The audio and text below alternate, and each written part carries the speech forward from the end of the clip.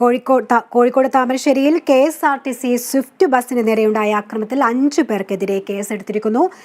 KSRTCയുടെ പരാതിയിലാണ് ഇപ്പോൾ കേസെടുത്തിരിക്കുന്നത്. ഇതിന്റെ കൂടുതൽ വിശദാംശങ്ങൾ നൽകാൻ കോഴിക്കോട് നിന്നും ഞങ്ങളുടെ പ്രതിനിധി മേഘന മുരളി ചേരുന്നുണ്ട്. മേഘന, ആർക്കൊക്കെ എതിരെയാണ് ഇപ്പോൾ കേസെടുത്തിരിക്കുന്നത്? വിശദാംശം.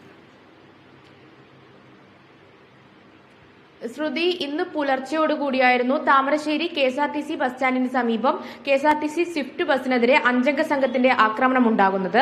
ഇതിൽ ഡ്രൈവർക്കും കണ്ടക്ടർക്കും സാരമായി പരിക്കേറ്റിട്ടുണ്ടായിരുന്നു. മാത്രമല്ല, ഈ പ്രശ്നത്തിൽ ഇടപെട്ട ഈ ഡ്രൈവറെ മർദ്ദിക്കുന്നത് തടയാൻ പോയ യാത്രക്കാരനും ഈ സംഭവത്തിൽ പരിക്കേറ്റിട്ടുണ്ടായിരുന്നു. ഇതിന്റെ പ്രധാന കാരണം, അതായത് ഈ ആക്രമണത്തിന്റെ പ്രധാന കാരണം എന്ന് പറയുന്നത്, ഇത് കോഴിക്കോട് ബംഗളൂരു വഴി ഓടുന്ന ദീർഘദൂര KSRTCയുടെ സ്വിഫ്റ്റ് ബസ്സാണ്. അവിടേക്ക് ഈ 5 അംഗ സംഘത്തിലെ ഒരു വ്യക്തിക്ക് യാത്ര ചെയ്യണമായിരുന്നു. അവർ സീറ്റ് ഉണ്ടോ എന്ന് ചോദിക്കുന്നു.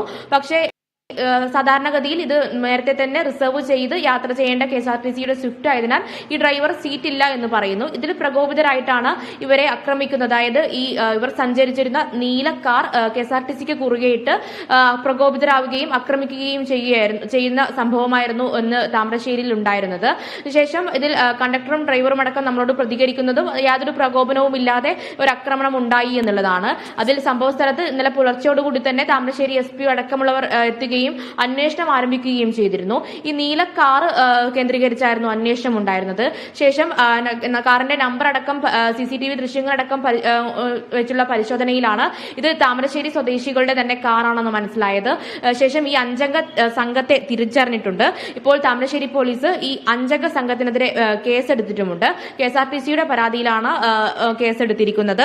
താമരശ്ശേരി കൊടവൂർ സ്വദേശിയുടെ പേരിലാണ് ഈ കാർ രജിസ്റ്റർ ചെയ്തിരിക്കുന്നത്. ഇവരുടെ അറസ്റ്റ് ഇതുവരെ രേഖപ്പെടുത്തിയിട്ടില്ല. എന്തായാലും അന്വേഷണം പുരോഗമിക്കുകയാണ്. ഇന്ന് പുലർച്ചെയുണ്ടായ സംഭവമാണ് ഇത്. ഇന്ന് വൈകുന്നേരത്തോടു കൂടി ആണ് ഈ ഒരു പ്രതികളുടെ തിരിച്ചറിയുന്ന ഒരു സാഹചര്യത്തിലേക്ക് എത്തിയത്. വ്യക്തമാണ്. KSRTC സ്വിഫ്റ്റ് ബസിന് നേരെയുണ്ടായ ആക്രമണത്തിലാണ് ഇപ്പോൾ 5 പേർക്കെതിരെ കേസെടുത്തിരിക്കുന്നത്. വിശദാംശങ്ങളാണ് മേഘന മുരളി നൽകിയത്. പന്തീരങ്കാവ് ഗാർഹിക പീഡന കേസിലെ 2 പ്രതികൾക്ക് കോഴിക്കോട് സെഷൻസ് കോടതി മുൻകൂർ ജാമ്യം അനുവദിച്ചു. മുഖ്യപ്രതി രാഹുലിന്റെ അമ്മ ഉഷാകുമാരിക്കും സഹോദരി കാർത്തികയ്ക്കുമാണ് ജാമ്യം അനുവദിച്ചത്. പന്തീരങ്കാവിൽ യുവതിയെ വധിക്കാൻ ശ്രമിച്ച സംഭവത്തിൽ പങ്കില്ലെന്ന്